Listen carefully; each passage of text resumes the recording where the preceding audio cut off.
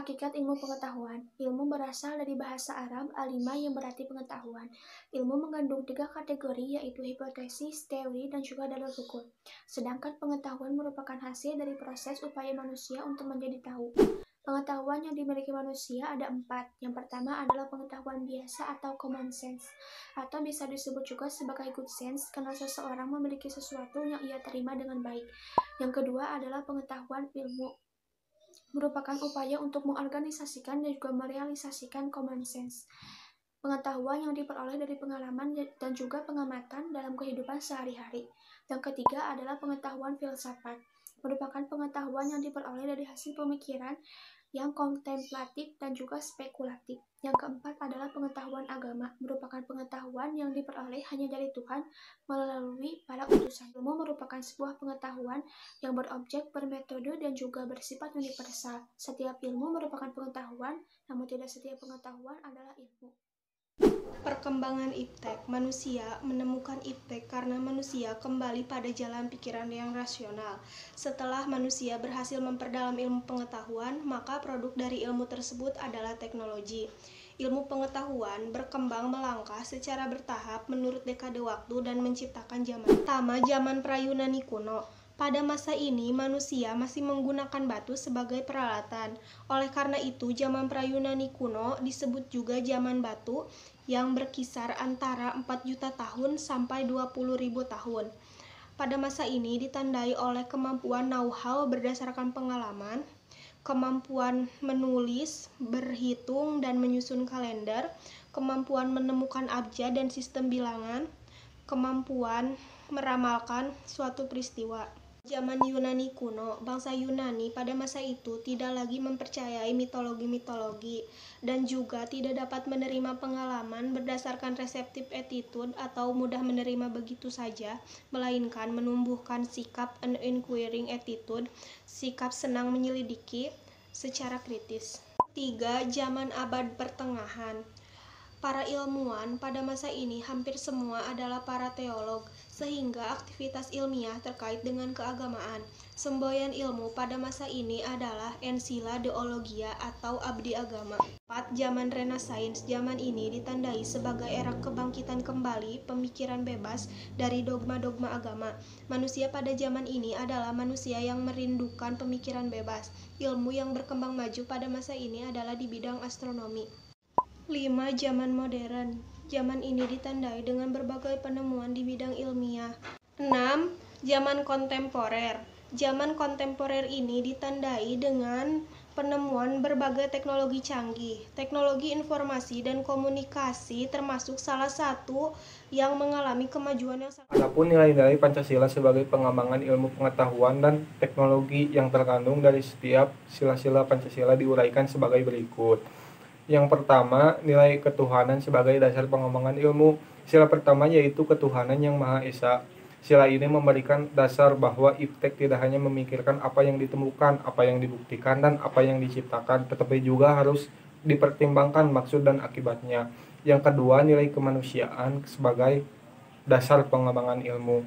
Sila kedua yaitu kemanusiaan yang adil dan beradab. Sila ini memberikan dasar-dasar moralis bahwa manusia dalam mengembangkan iptek haruslah dengan cara-cara yang beradab, harus berdasarkan hakikat tujuan dan demi kesejahteraan umat manusia. Yang ketiga, nilai persatuan sebagai dasar pengembangan ilmu.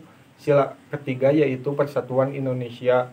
Sila ini mendasari bahwa iptek hendaknya dapat menumbuhkan rasa nasionalisme, rasa kebesaran bangsa, serta rasa keluhuran bangsa sebagai bagian dari umat manusia di dunia. Yang keempat, nilai kerakyatan sebagai dasar pengembangan ilmu. Sila keempat yaitu kerakyatan yang dipimpin oleh hikmah kebijaksanaan dalam permusyawaratan perwakilan. Sila ini mendasari bahwa pengembangan iptek itu haruslah bersifat demokratis, artinya ilmuwan memiliki kebebasan untuk mengembangkan iptek. Namun ilmuwan juga harus menghormati dan menghargai kebebasan orang lain. Yang kelima, nilai keadilan sebagai dasar pengembangan ilmu. Sila kelima yaitu keadilan sosial bagi seluruh rakyat Indonesia. Sila ini sebagai dasar dalam pengembangan iptek dalam menjaga keseimbangan keadilan dalam kehidupan kemanusiaan, yaitu keseimbangan keadilan dalam hubungan dengan dirinya sendiri, dan manusia dengan Tuhannya, serta antara manusia dengan manusia lain, manusia dengan manusia, masyarakat, bangsa dan negara, serta manusia dengan alam lingkungannya. Kelima nilai dasar Pancasila yakni ketuhanan, kemanusiaan, persatuan, kerakyatan, dan keadilan merupakan fondasi yang paling kuat bagi bangsa Indonesia untuk mengembangkan iptek, bahkan menemukan iptek dengan syarat mutlak. Iptek tersebut tidak bertentangan dengan nilai-nilai Pancasila. Urgensi kedudukan Pancasila sebagai dasar pengembangan iptek. Menurut Surajio, ada 3 faktor sebagai indikator bahwa ilmu pengetahuan itu bebas nilai, yaitu ilmu harus bebas dari pengandaian-pengandaian, yakni bebas dari pengaruh eksternal seperti faktor politis, ideologi, agama, budaya, dan unsur kemasyarakatan lainnya.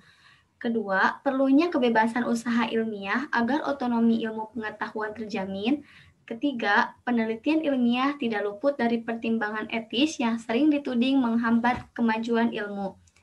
Namun, menurut Sastra Prateja, kedudukan Pancasila sebagai landasan kebijakan pengembangan iptek diantaranya adalah harus menghormati keyakinan religius masyarakat, ilmu pengetahuan ditujukan bagi pengembangan kemanusiaan, membangun penguasaan iptek melalui sistem pendidikan, iptek harus merata semua masyarakat, dan kesenjangan dalam penguasaan iptek harus dipersempit terus-menerus. Alasan diperlukannya Pancasila sebagai dasar nilai pengembangan ilmu, yang pertama, pluralitas nilai yang berkembang menimbulkan perubahan dalam cara pandang manusia. Hal ini membutuhkan renungan dan refleksi yang mendalam agar bangsa Indonesia tidak terjerumus ke dalam penentuan keputusan nilai yang tidak sesuai dengan kepribadian bangsa. Yang kedua, diperlukannya tuntunan moral bagi para ilmuwan dalam mengembangkan iptek. Dalam mengembangkan ilmu pengetahuan teknologi, tentunya kita sangat memerlukan tuntunan moral.